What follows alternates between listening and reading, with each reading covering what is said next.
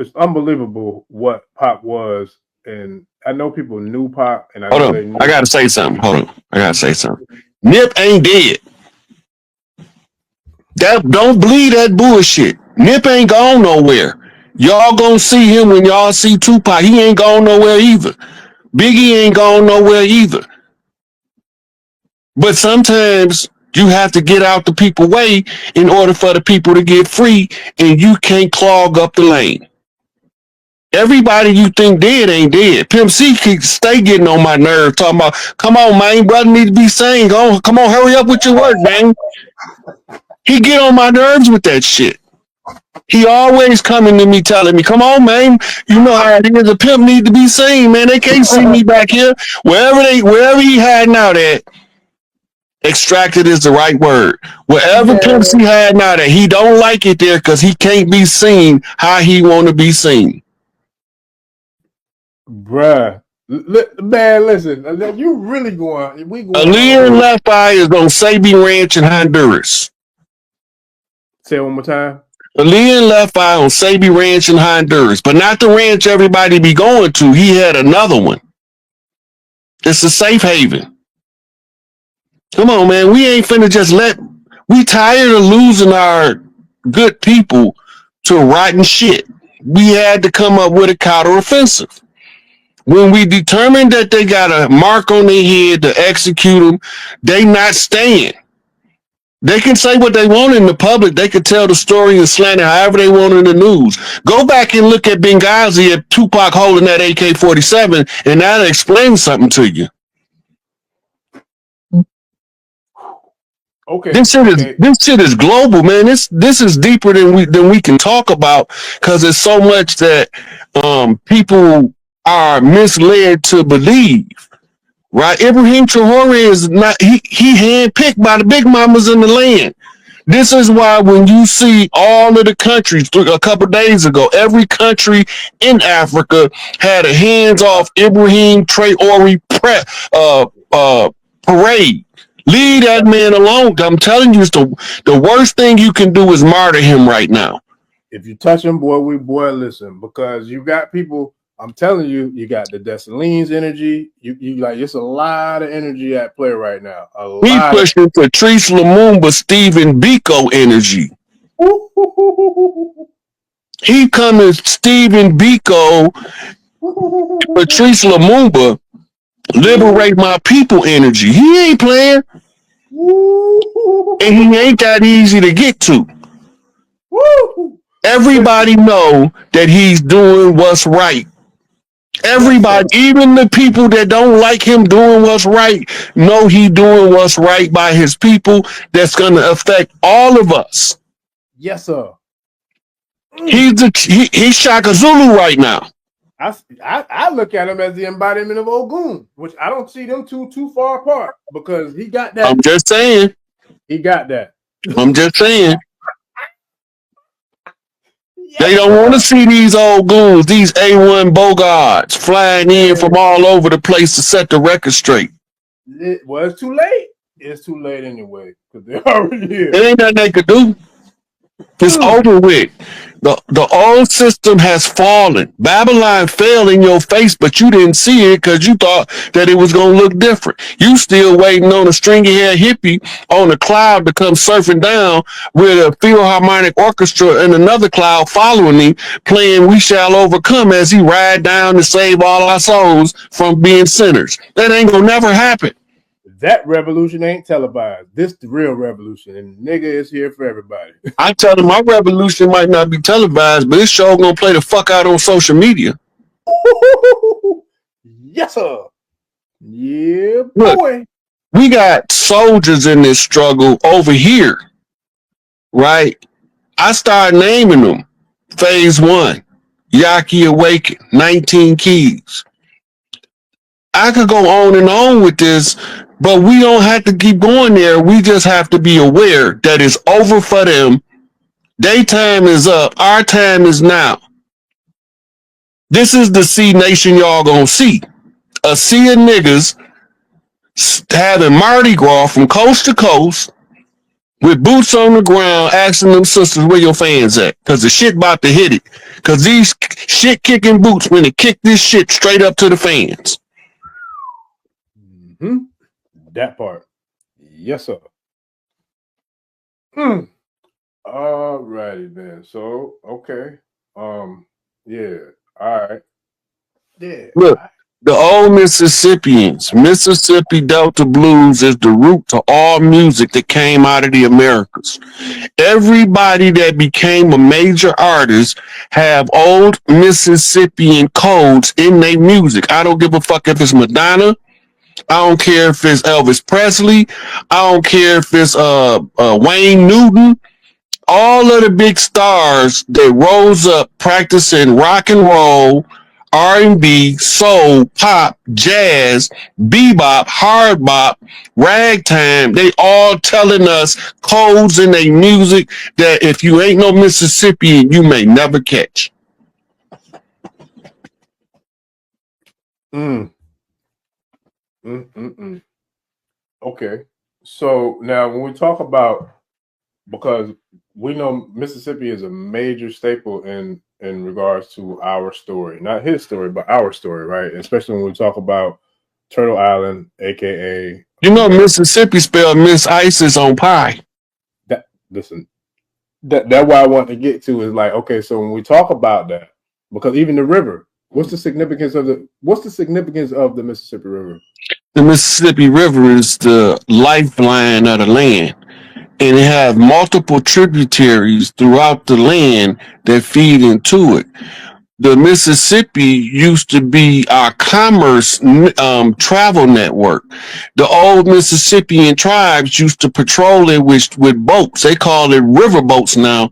The river boats used to deliver goods up and down the Mississippi to be taken to the different parts of the land because we ain't had no goddamn grocery stores. These grocery stores got motherfuckers spoiled rotten with this spoiled rotten ass food in them. Right? We didn't have grocery stores. We delivered fresh goods on a regular basis to the local community up and down the Mississippi, and they took it into their community and divvied it up to the people. We ain't had no problem feeding nobody before 1492. We didn't know what homelessness was because we didn't know everybody got a home, because if you can have a house, you can go to Big Mama house. Everybody ain't no orphans. All of the babies belong to all of the grown folks that got some sense, right? So we didn't have that shit. Somebody gonna take you in.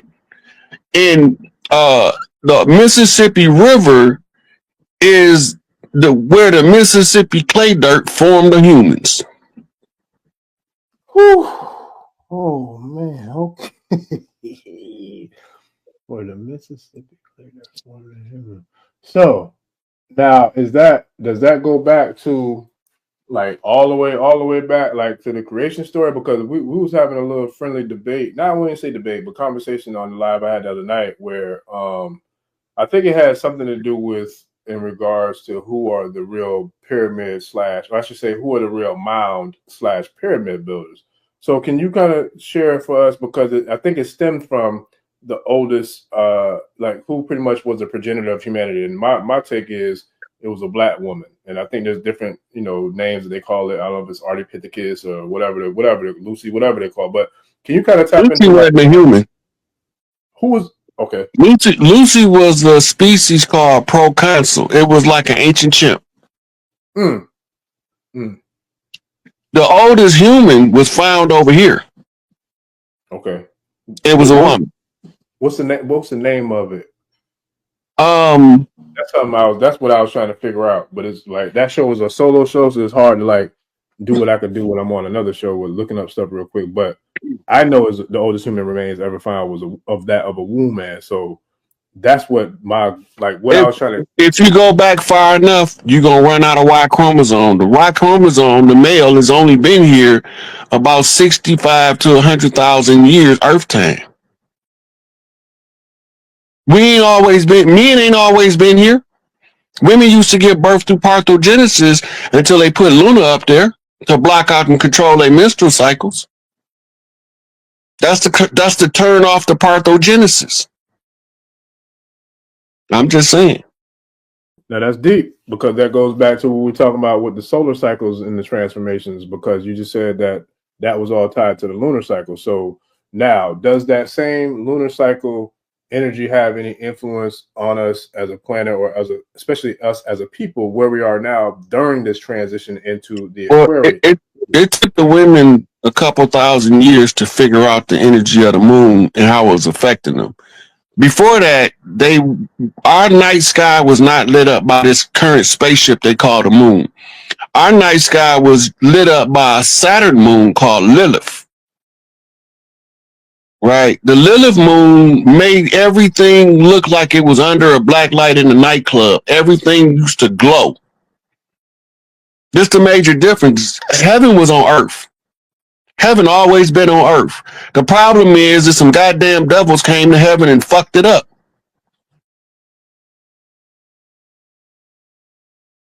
And I talked about that too. So now them devils, because to my recollection or my studies, those devils that you're talking about now, that pretty much you haul the moon in from another solar system. Are you, when your story from, let me see if it's the same as my story, but are you talking about the Draconians who came and brought their moon from, was it Maldek, the Maldekians that brought it in here, that took control over the Piscean age of the lunar cycle? Is that That's the story that explains the towing of the moon. They don't have to tow it though. That motherfucker fly. It's a battleship. Can you share it's a Death Star. And there was a movie or a show that was like tied to that, right? More than likely. They wrote books about it. Yeah, because I heard about that part before the Death Star, but I know it as the real story that we're talking about, which is those beings who came over here that used that fake moon to. Okay, can you share a little bit of that? So the Death Star, if you go to Star Trek, this is where you find the Death Star at. It's the ship that Darth Vader rides. Right? That's the Death Star. The moon that we have now was not the original moon of the Earth. The original moon of the Earth is the moon of Saturn, called Lilith. This is why during the dark phases of the moon, the ancient bloodline women become stronger for those 3 days when Luna is darkened out, because they getting direct Lilith energy. This is why the Jews hate Lilith, because the Lilith energy, it galvanizes the power of the divine feminine, and they want to subjugate the energy of the divine feminine. And so this is why they put the moon up there, because women used to decide when they was going to give birth. Once man was created, once they decide when they going to give birth, they would have about 3 menstrual cycles, right? 2 cleansing cycles and 1 birth preparation cycle. And then they would take on the man to impregnate them, right? They got us under some other shit that's, the women can't control it, so they need birth control. The women can't stop herself from getting pregnant, so she needs an abortion. Ain't none of that shit natural to us. Ain't none of it natural to us. All that is stuff that was imposed on us by people that called themselves the gods. They not gods. They just some technologically advanced beings that had to try to figure out how to conquer the women of the earth. But we ain't gonna never let y'all win if it takes 6,000 years to kick y'all in the ass. I'm the last resort. They gonna call me at the end when everybody else don't get it right, because I'm gonna put foot in their ass up to my knee and walk around with them like shoes. You ain't alone either. No, because we come in teams. Everything I'm doing on social media, Ibrahim Traore is playing it out in the 3D world. And then it's also being played out in the spiritual world. So it came from the spiritual world first. Yes, sir. So we already won. Yes, sir. Because we spiritually, in the spirit realm, we've been kicked their ass. Now we just getting the imposters out. Because we don't want to go through this cycle again. Oh my God, the divine alignment is just so dope. So can you break down these cycles? Because like I said, I always try to be conscientious of like where people are, because we're all in different phases of our, you know, our journey on consciousness. So when you break down cycles, can you kind of share what a cycle is in regards to like what we are dealing with in real time, and like, and then like where is that going to go once we get through this cycle? It's every 26,000 years. That's a cycle. It's a yuga. Every 26,000 Earth years is a great yuga. The great yuga is broke up into 4 seasonal periods called ages or eons. And each eon is roughly 6,000 years. And once you finish one cycle, then you have to rewrite a whole new cycle. The last cycle, which brought us through the age of Pisces, was unceremoniously interrupted by warfare.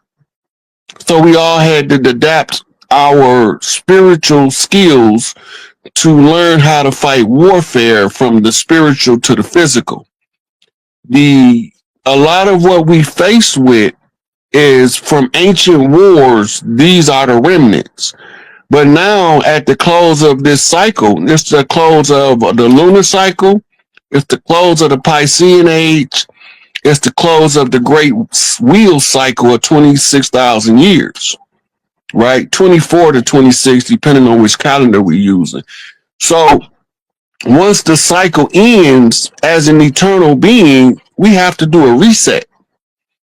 And the reset, it takes place upon mass awakening to the transfer of frequency, right? So we moving from the Piscean frequency where everybody head was underwater and everything you thought you was looking at was slightly off center.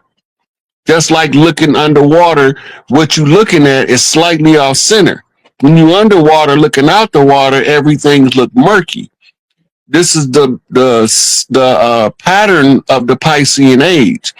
And as long as stuff is not clear because of the time frame, then you're not really seeing, you have to believe.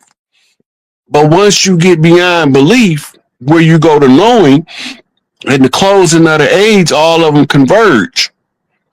So this is the closing of the 24,000 year cycle. This is the closing of the period or the eon or the age called Piscean age. This is the closing of the 6,000 year cycle.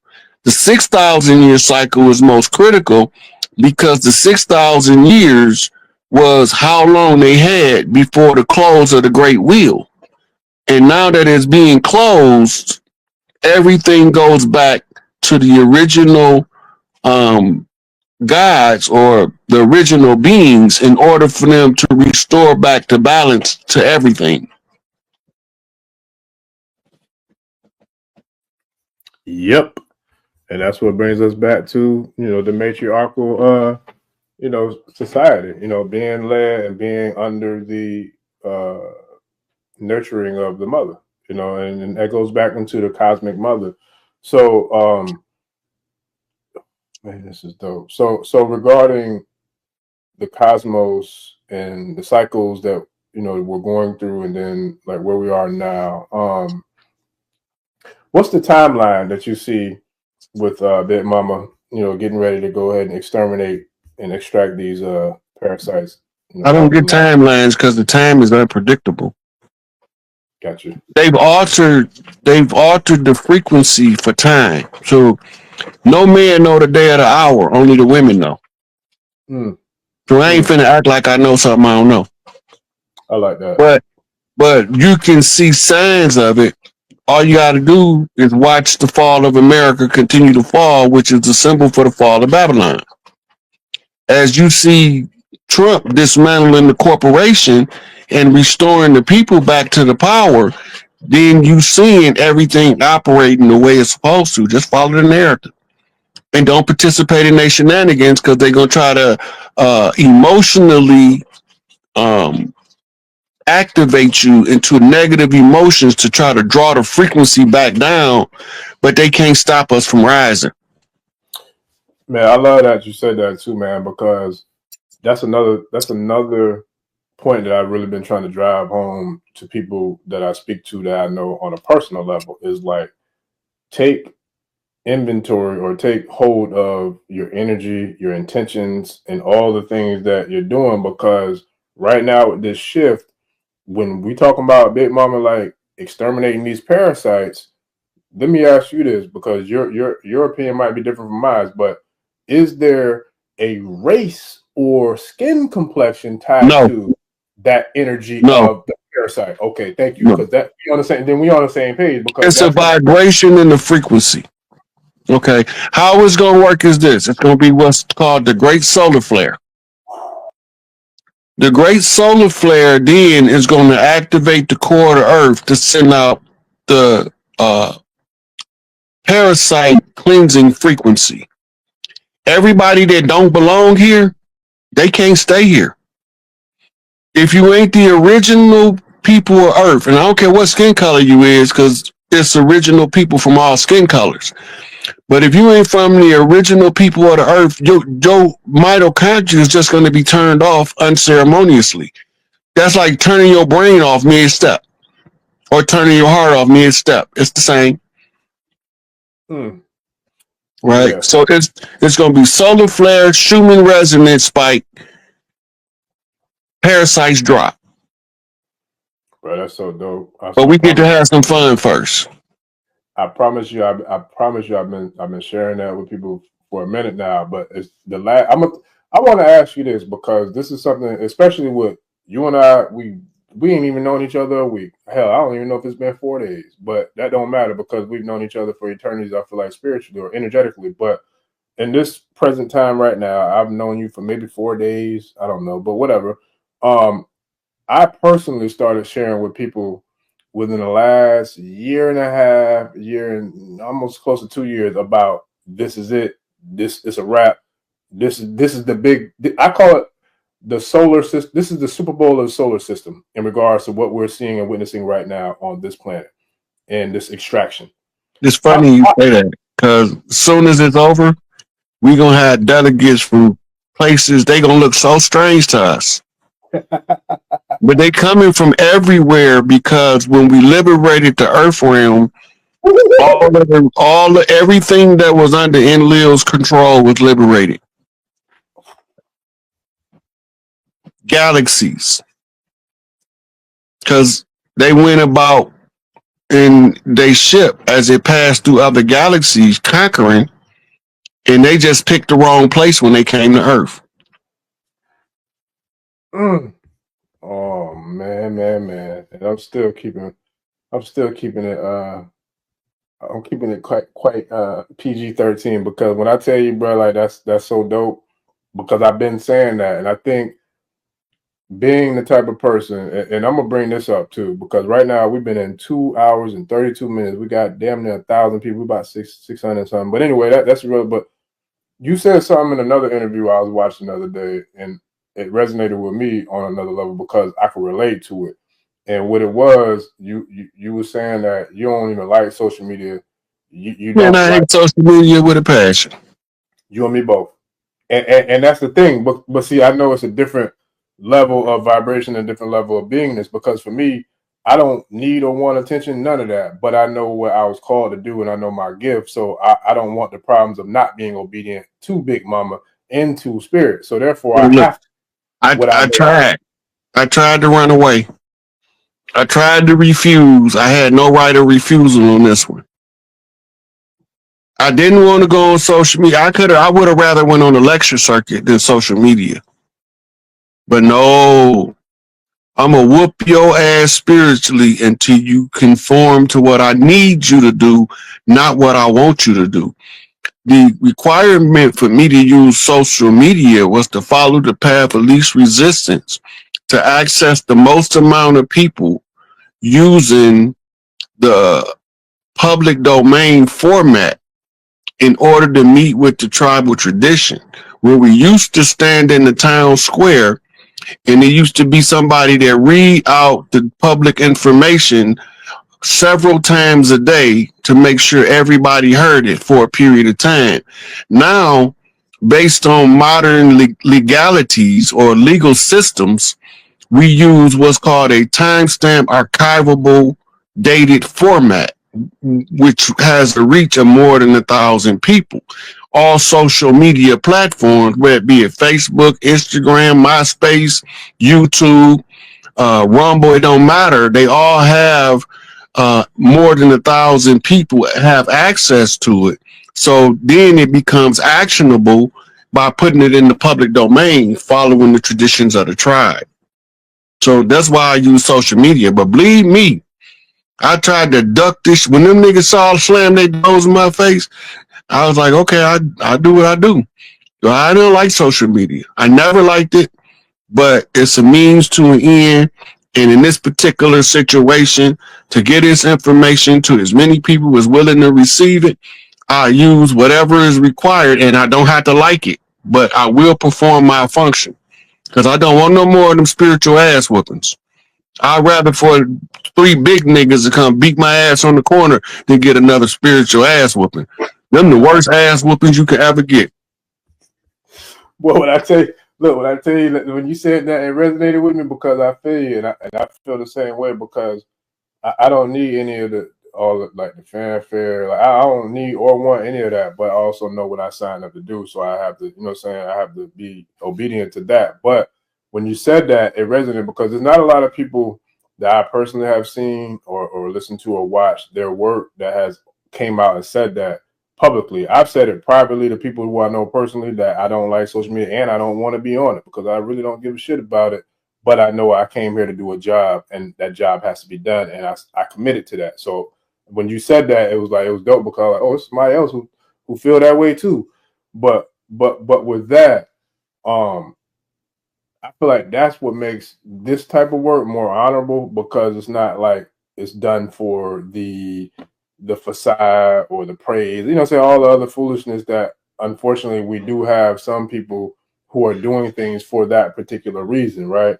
But that's why I asked the question in regards to how do you feel about the intentions or the energy or the frequency with people right now, and does race or color or melanin matter? Because it really is about the frequency. Because you said something, I don't know how many people caught it, but when you said there are beings who operate in the next level of dimensions or frequencies who are of all colors and races, that's a real thing because now we're talking about energy signatures and we're talking about auric and ethereal and energy existences, which your melanin ain't gonna give you a pass to get to that level of frequency if you on the bullshit. So for that, is it like, can you kind of share just like how real that is and how important it is for us to like really work on operating at the highest optimum energetic frequency that we can in order to get to the next dimension and avoid being part of the extraction or extermination when Big Mama come and do what she do? Um, from you gotta remember, humans can see less than 1% of the light spectrum. Other beings can see larger chunks of the light spectrum. The physiology of the human is going through a transitional phase. We turn it from carbon based, which give us our shades of brown to bone in color, to crystalline, which will give us a different physiological appearance over time. And in order to meet these needs, we have to have a certain frequency that's vibrating within our biology that allows the mitochondria to feed the DNA to convert the 2-strand DNA into a crystalline processor instead of a carbon-based processor. And we will be downloading massive amounts of energy, and we'll be able to have our higher self as a personal tutor. Right. But it's based on your frequency that's going to allow you to adapt. If you are vibrating too low, you're going to have to come back if you're earthborn because you haven't done the self work required to raise your vibration. Yeah, that's deep. And when you say, it's two questions I want to ask with that. So when you say earthborn, can you kind of share with us what your definition of Earthborn is and why that's significant to tonight's conversation? Everybody on Earth ain't from Earth. That's just all I mean. Everybody on Earth not from Earth. You got interlopers. You got usurpers and underminers. Some of them come from a mirror dimension. Their genetics is backwards. They don't have a XY. They have a YX. They don't have a 2X male. They have female. They have a 2X male, right? You can look these conditions up. XY female, XX male. They got names for this stuff, but they from a mirror dimension. That's why they genetics mirror ours upside down and backwards. Everybody ain't from Earth, but the ones who was naturally tied to the Earth, they can't go nowhere else unless they leave by apparatus, right? And the ones who don't belong here, Earth send that pitch out. That's over for them. Should have left when you had a chance. They had a big exodus from Antarctica about a year and a half ago. But they told us that it was a meteor shower. They didn't tell us it was thousands of ships leaving. So they played the video in reverse. Yeah. And you know what's crazy? That reminds me of the, I don't know if you saw it or not. I want to say, shit, where was it at? I want to say it was in London about maybe a couple of months ago when they had a very significant, I would say, occurrence in the skies over London to where, and I got this in some of my research for one of the videos I'm going to be putting out in regards to all this we're talking about, but it was like, kind of like the Gayami symbol, but it was like a solar, it was a white, almost like identical version of this, except for minus the two middle parts, where it was like spinning in the sky in London. And it was like that's a Dyson sphere. Okay. That's a Nibiru satellite. Yeah. And I talked about Nibiru Thursday. Can you share what that's before, look, when Nibiru is coming closer to the Earth, before they come, they always survey the Earth. And they got other planets that they do that with. The Dyson sphere is a satellite, right? They can actually use it, and they got a speaker system on there. And then they have what's called a telepathic communication system on there where they can talk to your mind without talking with words. And it carries a lot of power. It's the same, it's a biblical description of the angel.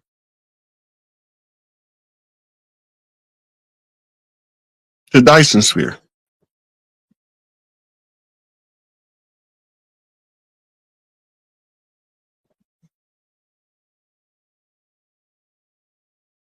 Yeah, that's crazy.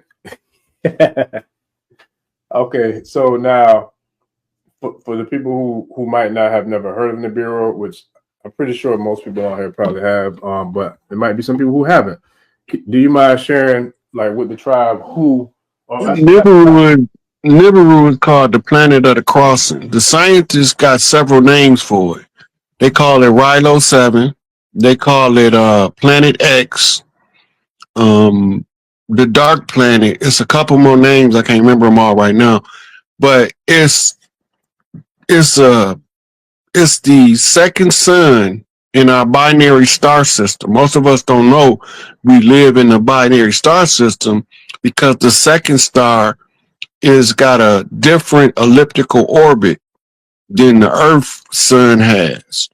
So when it goes through, it comes back at the close of every major cycle.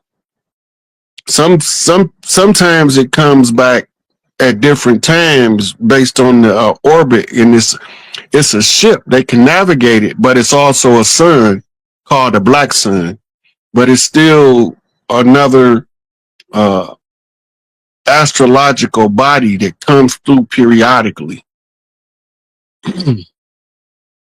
Yeah, that's deep. I was trying to pull it up too. I want to pull it up. I'm gonna see if I can pull it up on the screen, like kind of like a diagram of Nibiru and like what it looks like and what it entails. So with that, because for those who might be new to the concept of Nibiru, and also like for those who might know of Nibiru but not know the depths of the details, Nibiru ain't just like a craft or a ship. It's huge. It's actually about what, the size of Earth, if I'm not mistaken, somewhere No, in it's like 1.5 times bigger than our sun. right. So right now, with that, Nibiru won't technically be able to come into the planet because it's bigger than the planet. But Nibiru can how close can Nibiru come to planet Earth within our solar system? Several million miles. The orbit that it's on, we will be able to see it, and it'll almost look like you can reach out and touch it, especially in the Alaska area, right? But it's not going to be as close as it looks. It's just that it's that goddamn big. Mm. Yeah, and it moves with a it moves with a like what do you call it what do you call it when you move a procession? It moves in a procession where it has like I want to say like four like crafts or four winds that are on each four corners Those, of. right. So those are the reconnaissance battleships that protects Nibiru. They call them the Four Winds, but they ships. They big as a planet, but it's a ship, right? Just like the Death Star in Star Wars, the ship is navigatable. You can steer it. So the first several times that since it's been in this orbit, it would throw the crust of the Earth into a flip. This is what broke Pangea up, and it would flip the crust of the Earth. Now they navigated the ship, so when it come through, you only would know by the core stop and reverse spin, which happened in January of 2024.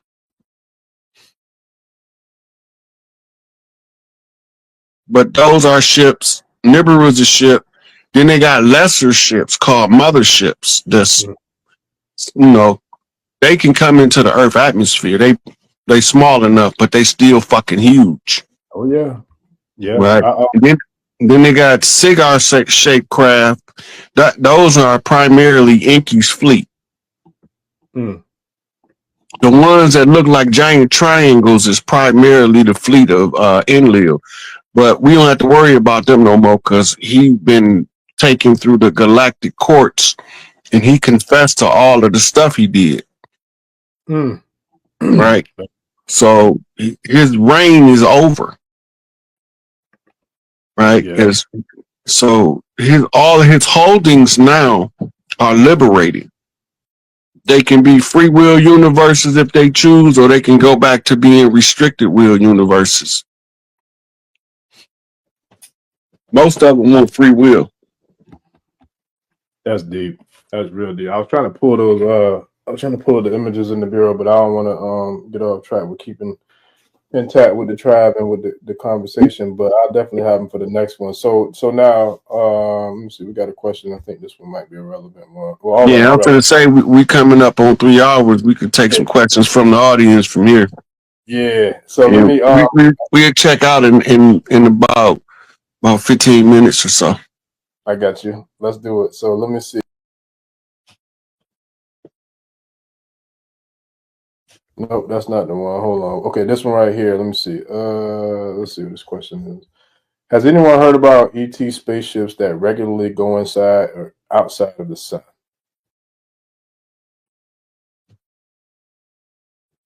Yeah, NASA published a video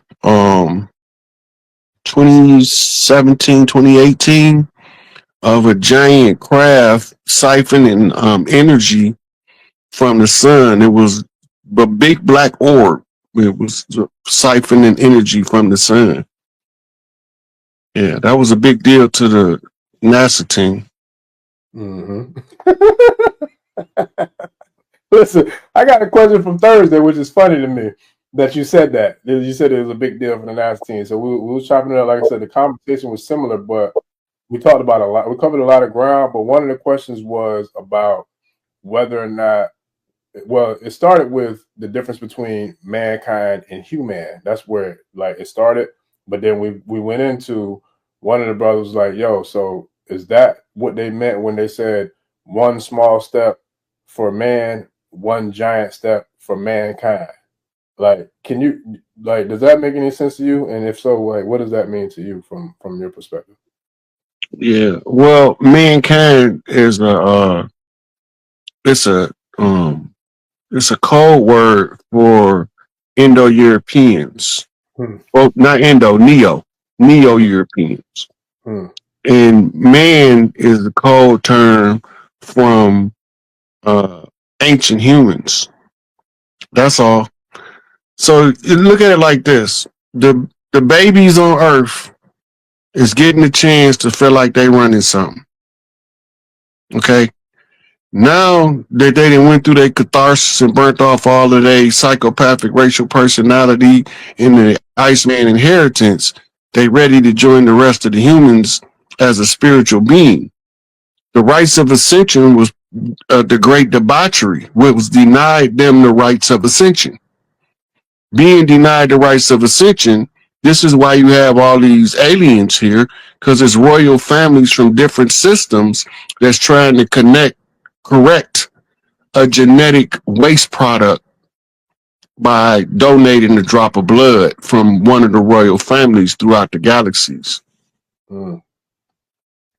That's why America got a one drop of blood doctrine, because we was the last ones to participate in the genetic cleanup through amalgamation. But that's deep. That oh my God, that's deep. Because now last week I had Professor Copper on here, and he broke down like the significance of blood and why blood matters when you talk about bloodlines. And he didn't go into that part of it with the extraterrestrial aspect, but he definitely broke it down from a terrestrial aspect. But the Right. fact that he went into it from the extraterrestrial aspect, how does, because this has been a hot topic, or at least something that's been talked about quite frequently in the last couple of weeks and on the episodes on the show, how does Sirius play a role into all this stuff that's going on, like the Sirius star system of The Canis dogs, Major the dog star. and the Dogon? Yeah. So that goes back to the Dogon cosmology, where they say their ancestors came from Sirius and seeded them here. Hmm. Right. That was an intermediary period from the beginning to a certain point that's older than modern recorded history. You gotta remember, the history that we are dealing with is only a 6,000 year history. Antediluvian history, um, ancient history, all of the stuff before 6,000 years, they call it prehistory. That means before they start being able to document a record, right? But the Syrians, the dog star, is the progenitors of the Dogon. Right. And that would be the nomos, correct? The nomos is the term for them, but when they call them nomos, my phone about to die. When they call them nomos, they talking about, because remember, they first landed at the bottom of the ocean, Mm-hmm. Yeah. and when they came out of the water, they wore the skins of fish. Yep. Right? It's just like on Earth when you wear the skin of a deer. Yeah. Same thing, different expression. Mm-hmm. Right? And so they nomos. Nomos mean fish man. Mm. That's Listen, look, I know the phone about to die, but this was dope. We about 3 hours in, man. Like I said, I knew this was gonna be one of them ones. I knew it was gonna be. I knew it was gonna be special. It was gonna be monumental. I really felt like my spirit.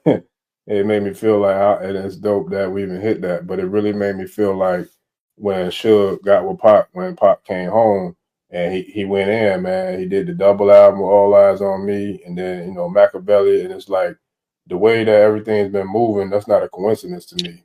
Since you brought that up, I want to remind everything what Tupac said on All Eyes on Me. Mm. Heard a rumor I died, murdered in cold blood, dramatized. Pictures of me in my final stages. You know, mama cried. That shit was fiction. Some coward got the story twisted, like I no longer existed, mysteriously missing. Right? He was telling you something. He was telling you something. Right before your very eyes, you won't even realize you can't see me. I'm standing right here and you can't see me. He was with Shock G at the All Eyes on Me premiere. All right, Peter Shot G. Shot G from my hood. He from Tampa. Yeah. Look, you ain't got to RIP Shock G. You can say until we see you in the future. Yes, sir. When Pac come back, he coming back with an entourage. Woo! It's gonna be they gonna call it the Dead Celebrity Ball. Listen, and I just had a block party in heaven, and I'm telling you, like, Look, the one that's gonna twist everybody cap back is a guy named Kurt Cobain. Speak to him. Speak to him. Speak to him. With people who pass away, why do they know about that? I know Matter wants to come in. Can you talk to me a little bit about cryogenics? They got that technology from the people that was under the ice in Antarctica. They was telepathically communicating with the scientists because they wanted to throw them out and preserve them alive. And the scientists couldn't figure out. So if you pay attention, cryogenics has been around since the 50s. Yes. Admiral Richard Byrd went to Antarctica about the 30s. Yeah, I was going to say the 30s when he was in Antarctica. Right. So when they found the people under the ice, they thawed them out. If you go on TikTok and type in Bashinga tribe, the backstory they gave us is they brought these people from Africa and turned them loose in Antarctica and they thrived. That's not the true story. The real story is they thawed them people out from under the ice and they was already used to being cold. So once they thawed them out, it wasn't difficult for them to adapt to conditions of the ice, and they was already at home. Okay, that makes more sense. Thank you for sharing that. So, yeah, we there's so much stuff that you said. We've already had the technology that's here now. It's ancient. It's ancient. Right. Yeah. Like when we talk about the med beds and the healing chambers in the ancient writings, they just call them sarcophagi. Sonetter, he's touching on what I was telling you about the resurrection chambers. When I that's what we call today healing pod. Wow. Right? The med bed is a sarcophagi. The healing pod is a resurrection chamber. It can actually regenerate lost limbs. Thank you. And missing organs inside the body. They were laughing at me.